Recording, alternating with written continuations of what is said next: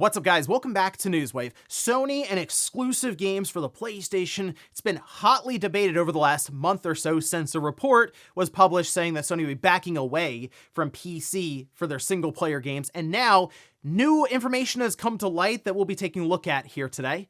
Also, we are going to be talking about Nintendo pulling a Nintendo and announcing a weird, I guess, game or application. Certainly it's unexpected, and we have Microsoft back in the news, asking gamers what they want with a new feature, and you'll never guess what exactly everyone came together and asked for, but we'll go over that and more. Guys, if you enjoy these videos, make sure you hit that like button. Helps out a ton. And if you're new here to the Spawn Wave channel, make sure you subscribe down below. Guys, we're every weekday morning, 8 a.m. Eastern time, going over the world of gaming, trying to keep you up to date. So just know, even if you don't get a notification, there's probably a video here to check out, but if you want to be notified constantly, you can tick the little bell down below next to subscribe. And we're going to start today with Lego Batman Legacy of the Dark Knight. Now, we can see over on Metacritic, it's currently sitting at an 84 on the PlayStation 5. That's the most reviewed platform. On the Xbox, it's at an 86, and then on PC, it's at an 83. And I was going through some of the reviews to check this out. I actually don't really want to know too much more about this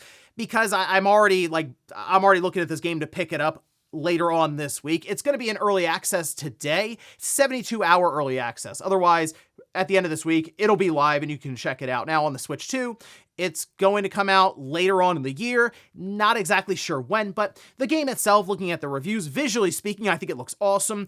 In terms of gameplay and combat, it does pull a lot from the Batman the Arkham series, and it has chapter select, like broken up into different mission structure that way. There's also the open world, and the thing that I'm somewhat concerned about being spoiled on are just some of the fun cameos and callbacks, even homages to the vast history of Batman. It has that wackiness for the Lego games, so I'm on board. I think it's going to be a lot of fun, and I'll check it out later this week. But let me know if you're picking up Lego Batman, because that was actually the poll that I put out there, and we'll look at that later in the show. Also, we did get a bit more information around a Switch 2 game that's out here pretty soon, and that's Yoshi and the Mysterious Book, because the engine that the game is built on was shared, which we can see. Now, this is posted by Necrofelipe saying, we knew that the Yoshi and Mysterious Book used Unreal Engine, but now we know it's Unreal Engine 5. And if you go back to Yoshi's Crafted World, that was built on the previous version of Unreal Engine, so it almost seems like these Yoshi games, I don't know if within Nintendo they have it set up as, hey, this is what we're going to use to experiment with Unreal Engine with Nintendo. I'm not sure, but that just seems to be the trend at this point. And that is the thing. What I will say about Yoshi in the Mysterious Book, while I'm not necessarily one who's super interested in the game, the look, I think it's kind of cool. Like the visual style of it, the graphics, that at least is very intriguing and is something I'd like to see just natively up on like a nice OLED display with the Switch 2 docked in like 4K. I think that'd be cool. But also, the technical breakdown around this should be quite interesting with Unreal Engine 5, Nintendo, and I guess whatever company is, they haven't shared that, and I guess we'll see it in the credits. I figure maybe it's the same studio that worked on Crafted World, but I guess we'll find out here pretty soon when the game releases. Oh, and sticking with Nintendo, they will indeed be at Gamescom, as they have made that announcement over on Nintendo Life. It's cited at the 26th to the 30th, so they'll be there the entire event, and we don't know exactly which games they'll be showing off there, but back last year, they showed off Metroid Prime 4, Pokemon Legends ZA, Elden Ring, which we're still kind of waiting on that one to come out. I would like to think that it'll be out before August, the end of August, because that would be kind of awkward to show up again with Elden Ring, and I feel like it probably will be out, since that's gonna, I figure, be a quick announcement and then release. Might be like a 1-month thing, like turnaround for that one, since it probably was already, supposed to be out at this point. And then the Duskbloods, that's coming up later on this year, so kind of want to get the show on the road for that one, but we'll, I guess, hang out and wait for the Direct that should be happening in June to get an idea as to what Nintendo will be showing off at Gamescom. And guys, with some of the quick news out of the way, let's get into the bigger stuff. Let's start right away with Sony and their exclusive strategy, especially now that they are looking to go into next generation. We think as soon as holiday 2027, and with game development cycles, they probably got to start getting this stuff figured out here pretty soon, and it seems like they are. So for a while, they were playing around with releases on PC, just to kind of, I guess, test the waters and find out how interested maybe that audience is in their single-player games. Unfortunately, it did this on a time delay to where a game would come out on PlayStation. Sometimes years later it would show up on PC. Other times it was, like half a year or something. That window kept shrinking more and more and more to where it seemed like the trend would be eventually they would test a single player game, both PC and PlayStation day one. That hasn't happened, and it seems like it will not be happening going forward, as we can see. Now, this is over on Jason Schreier's social media account, saying PlayStation Studio business CEO Herman Holst told staff in a town hall Monday morning that the company's narrative single-player games will now be PlayStation exclusive, confirming Bloomberg's reporting from earlier this year. As I mentioned before, months ago, there was a report that was put out there by Jason Schreier that Sony internally was planning to move away from PC releases. Nate also had put something up there kind of backing this up, like, hey, it looks like pulling back from these PC releases. And I mean, there's a number of reasons that people are citing. The PC releases weren't exactly the highest quality, especially as they went along there. And I don't think the sales necessarily were something that made Sony go, oh, well, we gotta be here. But that could also be because of the quality, the time difference between PlayStation and PC. I mean, we know most games sell the vast majority of their copies in the first month, maybe. So when you show up with a game that's 2 years old, there's a good chance that the people have already played the game even, or just the overall marketing and hype cycle has completely died out to where it's more just the novelty or intrigue around it running on PC. And that worked for some of the first few releases, but then it slowly fizzled out there. Now, for multiplayer, they're going to still do this because they need a large number of people, like a vast audience, to hold up some of these online live service experiences. Helldivers 2 has proven that yes, the PC audience is interested in some of these live service games if they're done right. Fair games probably doesn't have a chance, but I'm sure they'll at least attempt it, provided the game does come out. Still though, this is something where Sony, I think, is more so planning for years in the future. I mean, these kinds of decisions that are being made are more so, hey, we do eventually have to sell, I believe, a PlayStation 6 that, I mean, I'd be kind of surprised if they get it out at $700 at this point, just based on, you guessed it, market conditions. That is the term that these companies use quite a bit. Sony just used it yesterday. Check out my video that I made. It'll be at the end of this one, because they already had to raise prices slightly, we'll say, on PlayStation Plus Essential tier and market conditions. So with the PlayStation 6 most likely being priced in the premium system territory, they're going to need exclusives to help push the system. Content remains key, and Nintendo, if anything, has shown that that is kind of a strategy that does work to at least move units,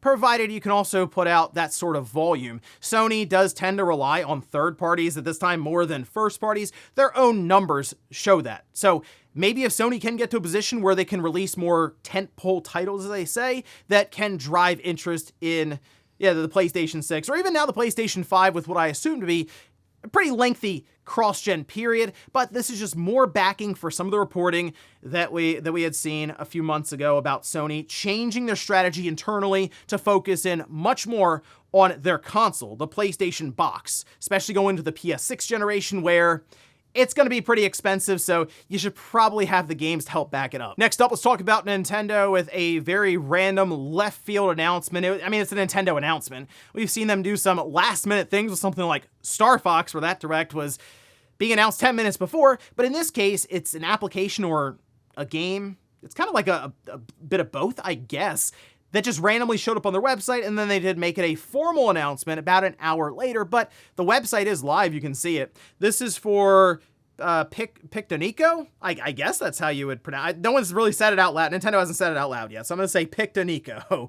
It's scheduled for release, though, on Thursday, May 28th, 2026. It is indeed an application or a game for your cell phone. That's right, it's gonna be on the Apple App Store or the Google Play Store, and it kind of makes sense as to why, since it's going to be interacting with all of the pictures you've been taking on your phone. The Switch 2 it has a camera you can buy for it, but it doesn't have one just directly on the device, so this isn't really an application that's necessarily set up great for it. I guess they could just require you to have the camera to use this, but still, clearly just the orientation of this setup and that kind of, in that portrait format, this is just a phone application or game through and through. The idea here is, any of the images that you have on your phone, so you can just take one right then and there and then I guess put it into this application, will turn it into a minigame. And you know what? I was looking at this, has heavy WarioWare vibes to this thing. I also kind of thought of Face Raiders from the 3DS, if you remember that, but really the idea is it'll make your pictures interactive with very, very bite-sized mini games. I mean, you have them feeding stuff to a person in the image, even just kind of transforming the image here and there. They say there's 80 mini games total. You don't get those right away because this is as you'd expect because, you know, it's a phone game. It's free to start. There are more games that you can buy, and it seems if you go into their frequently asked questions, the app is free to download. It includes a free demo. They're considering that, by the way, just the demo, and it's limited compared to the full game, as it only includes 3 games. You'll need to purchase game volumes in order to play more, and it seems like each volume is different in price, but neither one of them is more than, say, $10. So I don't know if it's split up 50-30 or something, but it's a very strange idea from Nintendo. I don't know if this is the WarioWare team that worked on this or something. It looks very WarioWare-esque, but it's coming out May 28th. So 10 days from now, people can check this out. And it seems like it's Nintendo once again, just kind of exploring mobile phone territory. And we've seen the numbers. Sega just talked about this recently in Capcom, where mobile phones, like the audience is so massive, it eclipses both PC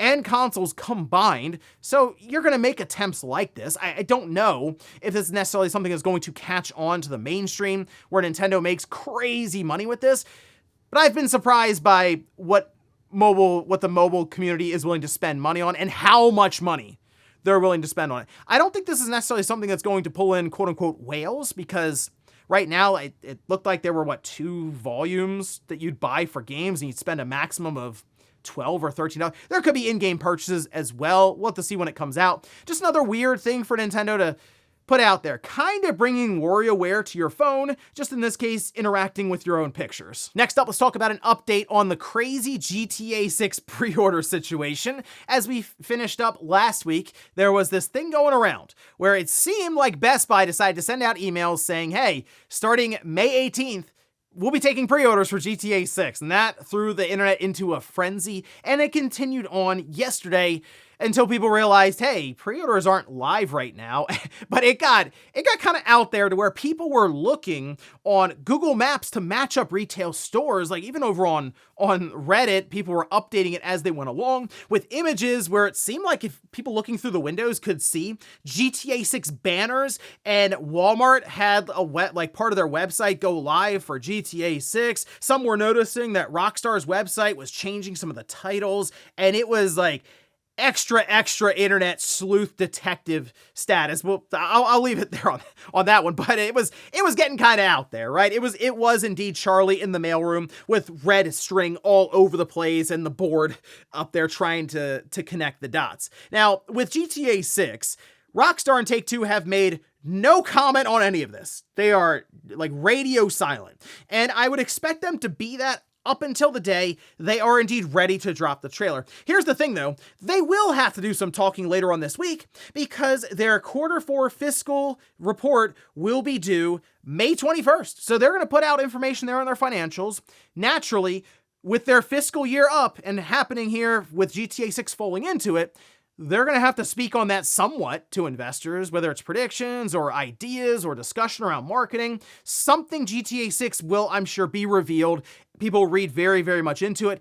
But also, that's a pretty good opportunity, I still kind of feel like, for them to drop Trailer 3, since Trailer 2 still has the old release date. Now we're looking towards November, and that's been pinned on their social media account this whole time. So people are really looking at that old trailer to see if it gets unpinned and then go, okay, this is it. The trailer's finally happening. But they definitely have to start getting things, I feel like, set up here somewhat soon. Their plan was a big marketing push over the summer, and we're, a month away from that happening. So maybe Trailer 3 is worth putting out there for investors to set up the new fiscal year where they probably expect to make all the money in the world when this thing launches in November, but really make all the money in the world whenever pre-orders go live. And in our last bit of news, let's talk about a feature that Microsoft announced for Xbox. It's all caps Xbox now, not Xbox. And in this, they decided to ask once again the community. This time though, giving them a place basically to vent their frustrations or put up different suggestions. So we can see this. This is over on news.xbox.com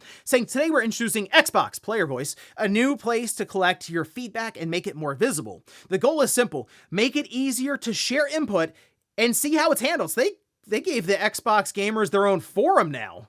That works great every time on the internet. So let's see. What do you think? If we sort by most votes, what do you think the number one thing will be? If you guessed exclusives, you are absolutely right, because that's the top thing. 4,867 votes as of the time of this recording, almost 700 comments on that. Again, they just opened this up and gave people access, so you can see how quickly this is all happening. If we go down from there though, backwards compatibility is another big one. I actually think that's very, very important, by the way, especially if they can indeed bring it over to PC like the rumors have said, where you can play your original Xbox on your Windows PC, and it's all done even through purchases you may have already made on your Xbox Series, or hey, even better, an Xbox 360 game you bought all the way back in the day, and it comes forward here and you can play it on your PC through the Xbox Store with some kind of compatibility layer. That would be awesome. So I will give it that. And then make online multiplayer free to access. Man, the fans are coming through here with these suggestions. That is another good one. Also, achievements and Xbox Game Pass family plan. I think that would be a good idea too, just to really divide up the cost for us clearly. And then they also mentioned allow disc-based games with Project Helix. I kind of think that should be something they can do, since it would just be really a disc drive that you would need to get and then plug in through USB and then just be able to read the games off it. But maybe Microsoft has to be the one to provide it, because not many companies, I feel like, now are like, yes, let's make Blu-ray drive readers, because everyone's using Blu-rays now. But it's at least something. It's a way for just more feedback and suggestions. And I will give Asha Sharma credit. She's been very open to asking for feedback. So this kind of feels like kind of her call on. I mean, it would have to be. She's running the show, but something that she would think, oh yeah, that's a good idea. Let's see what the people want. And then immediately the number one thing, exclusive. So that's what you're going to be dealing with. Ash Sharma's going to have to deal with going forward here, is everyone asking for stuff that is specific to their console, because as PlayStation has somewhat pivoted on or realized, yeah, it's kind of important to back your system, your hardware, with content. It's always worked, and it's just continue to work, provided the games are good, of course. And before we go to the comment of the day, we'll take a look at the poll that I posted up yesterday, where I ask, are you picking up Lego Batman Legacy of the Dark Knight? Okay, 47% say maybe later if there's a sale. I get that. I mean, here's the thing with Lego games, they do go on sale somewhat quickly. Like, I think by the end of the year for the holiday season, they will certainly be slashing the price on this game, definitely around Black Friday or Cyber Monday time. 41% say no, they're not interested. 12% getting an ASP. I saw some people in the comments say, hey, I'm getting an early access. I'm playing it like immediately tomorrow or today. And okay, that's fine. I mean, that's the idea of early access. They're going to collect more money from people who are much more maybe just enthusiast level for something like this. And I think it's going to be fun, but I also have other stuff that I'm playing right now that I'm trying to get finished up, we'll say, before Batman releases. But I think it's going to be a lot of fun, and I'm looking forward to picking it up. And I'm sure that many people are also waiting for it to come out on the Switch too, because TT Games and WB kind of dropped the ball on that one. I think it would have been even better for, obviously much bigger launch even, for Lego Batman to have the Switch 2 version there. But unfortunately, you have to wait a bit longer, and hopefully they're ready to at least let people know when it's coming out here pretty soon. And we'll finish up with the comments of the day, as you're seeing here. This is from Raiden, who says, take a shot every time he says, guys. Okay, so I assume you're talking about some kind of adult beverage. I was playing Blitz the League, because we talked about it a little bit the other day on the podcast, Blitz the League 2. So you could also be trying to give me PEDs. I don't know. That's kind of mindset I'm in after playing that game. I looked up some different phrases or synonyms we could use here. There's dudes, fellas, friends, squad, gang. I'm feeling edgy there. There's people, folks, peeps. I don't know if that's still a thing or if that's just the marshmallow now. I don't know. Guys is the default. I'm probably gonna stick with guys going forward. And ladies and gentlemen, that's gonna do it here for Newswave. If you enjoyed this video, guys, hit that like button. If not, hit the dislike, leave comments down below about everything we talked about here today. If you missed yesterday's Newswave, I'll leave it up here in a card. Or maybe you did want to hear about how Sony announced another price increase in the PlayStation ecosystem. I did a video on that and I'll leave it right below. Thanks guys for watching, and I'll see you next time.